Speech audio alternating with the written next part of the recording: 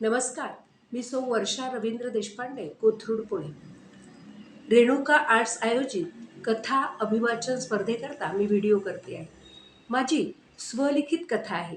कथेचं नाव आहे अधुरी प्रेम कहाणी. पाडगावकर म्हणतात, प्रेम म्हणजे प्रेम म्हणजे प्रेम असतं, तुमचं आमचं अगदी सेम असतं. पण प्रत्येकाचं प्रेम सारखं नसतं याची जाणीव किमयाला झाली. कळत न कळत ती भूतकाळात शिरली. ती थेट पोचली तिच्या कॉलेजमध्ये गॅदरिंगच्या करता नाटकाचा सराव सुरू होता. मुख्य नायिकेचा रोल किमयाला मिळाला होता. खरं म्हणजे ती एक सर्वसाधारण तरुणी, सगळ्याच दृष्टीने, रूपाने, आर्थिकदृष्ट्या, बुद्धीने देखील ती सर्वसामान्य. पण नाटकात असाच मध्यमवर्गीय तरुणीचा चेहरा हवा होता. किमया अगदी नाकासमोर चालणारी, ना कुणाच्या अध्यात ना कुणाच्या मध्यात. पदवी प्राप्त झाल्यावर LIC, bank, railway, post office यासारख्या ठिकाणी नोकरीत काम मिळवायचं आणि एखादा मुलगा बघून लग्न, संसार, मुलं असं तिचं सर्वसाधारण स्वप्न होतं. पण या नाटकामुळे तिचं आयुष्य ढवळून निघालं होतं. कसं बरं? तिचा नाटकातला पार्टनर होता प्रेषित. तो नायकाचा रोल करत होता. अतिशय देखणा, खऱ्या अर्थाने हँडसम, ऑर्गनाइज यंग मॅन. नाटकाची प्रॅक्टिस चालू असताना तो सगळ्यांना म्हणायचा, मला ना नाट्यक्षेत्रात किंवा सिनेक्षेत्रातच काहीतरी करायचं आहे. मी इतर क्षेत्रामध्ये अजिबात जाणार नाही, असं त्याच्या तोंडून सगळ्यांनी नेहमी ऐकलं होतं. हे क्षेत्र बेभरवशाचं होतं. तिने नाटकाची टॅगलाईन वाचली. एक देखणा श्रीमंत ख्रिश्चन मुलगा सर्वसाधारण पण तरतरीत मध्यमवर्गीय मुलीच्या प्रेमात पडतो. आणि आश्चर्य म्हणजे ती कळत न कळत प्रेषितमध्ये गुंतत होती. नाटकात नव्हे, खरोखरच्या आयुष्यात. तो खरंच आपल्या प्रेमात पडेल का? आपल्यात गुंतेल का? हो हो, तो माझ्या प्रेमात पडणारच आहे, अशी स्वप्न ती बघू लागली. पण काही दिवसांनी तिच्या लक्षात आलं, हे एकतर्फी प्रेम तर नव्हे ना. तिला अंदाजच येत नव्हता. पण ती मात्र त्याच्याकडे खेचल्या जात होती, अगदी मंत्रमुग्ध बाहुलीप्रमाणे. तिला कळतच नव्हतं, ह्याला मी आवडते की नाही. तसं त्याच्या वागण्यातून, बोलण्यातून अजिबात अंदाजच येत नव्हता तिला. कधीतरीच मध्ये मध्ये तो तिच्याकडे टक लावून बघायचा.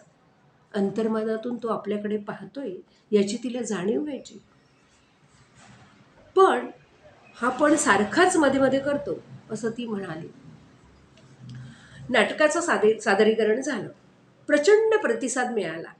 एवढंच नाही तर त्यांच्या नाटकाला पहिलं बक्षीस सुद्धा मिळालं. जल्लोष झाला सगळीकडे. सगळेजण एक सुंदर सेलिब्रेशन करणार होते त्या रात्री. तिची घालमेल होत होती. काय बरं करावं? उद्यानं मला हा प्रेषित भेटणारच नाही आहे. उद्यापासून काय करायचं? आज आपल्या प्रेमाची कबुली द्यावी का? ती विचार करायला लागली. तिच्या मनामध्ये हजारो प्रश्नांचं काहूर माजलं. तेवढ्यात प्रेषित तिच्याजवळ आला. किमया, चल कॉफी प्यायला. अगदी पहिल्यांदाच त्यांनी तिला कॉफीची ऑफर केली. ती क्षणाचाही विलंब न करता त्याच्यासोबत कॉफी हाऊसला निघाली. पण मनातील द्वंद्व, to be or not to बी.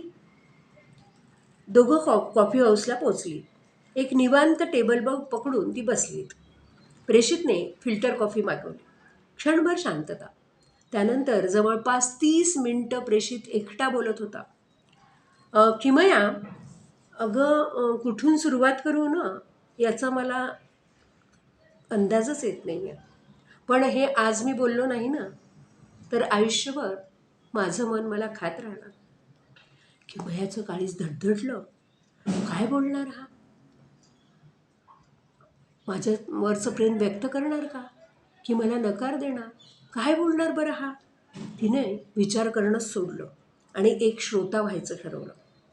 प्रेषित बोलतच होता. अगं, मला कळत होतं तुझं माझ्यात गुंतणं, तुझी चाललेली धडपड, माझ्यावर इम्प्रेशन मारण्याकरता तू करत होती ती धडपड, माझा पाठलाग करणारी तुझी ती प्रेमळ नजर, सगळं सगळं कळत होतं बरं का मला. पण मी मुद्दामच त्याकडे दुर्लक्ष करत होते. कारण माझं हे क्षेत्र बेभरवशाचं आहे. खरं तर तुझं सर्वसाधारण रूप पण तेजस्वी आणि दुसऱ्यांच्या मदतीकरता चाललेली तुझी तत्परता, प्रामाणिकपणा, साधी राहणी मला कुठेतरी प्रभावित करत होती. पण निग्रहानं मी तुझ्यापासून लांब राहिलो. तिचं हृदय जोरात धडधडत होतं. माझी इच्छापूर्ती होणार का? प्रेषित माझा होणार का? प्रेषित माझा होणार का? पुढे तो म्हणाला, किमया, अगं तुला सांगायला हवं, मी हा असा स्वच्छंद, मनमौजी, मला ज्या क्षेत्रात करिअर करायचं ना, ते असं बेभरवशाचं. त्यामुळे ना मी नाही ग तुझ्यात गुंतून पडणार, नाही गुंतून पडणार. खरं म्हणजे मी उद्या मुंबईला जातोय माझ्या क्षेत्रात नशीब आजमावण्याकरता. तू खूप मेहनती आहेस ग. छान कुठेतरी नोकरीला लाग, एखाद्या सुस्वरूप उमद्या मुलाशी लग्न कर, संसार, मुलं बाळं असं स्वप्न पाहणारी तू तुझी सगळी स्वप्न पूर्ण कर. तुला माझ्याकडून खूप खूप शुभेच्छा, असं म्हणून तो तरातरा पावले टाकत निघूनही गेला. अगं आई, काहीतरी खायला दे ना, खूप भूक लागली. बाबाही आला बघ ऑफिसमधून.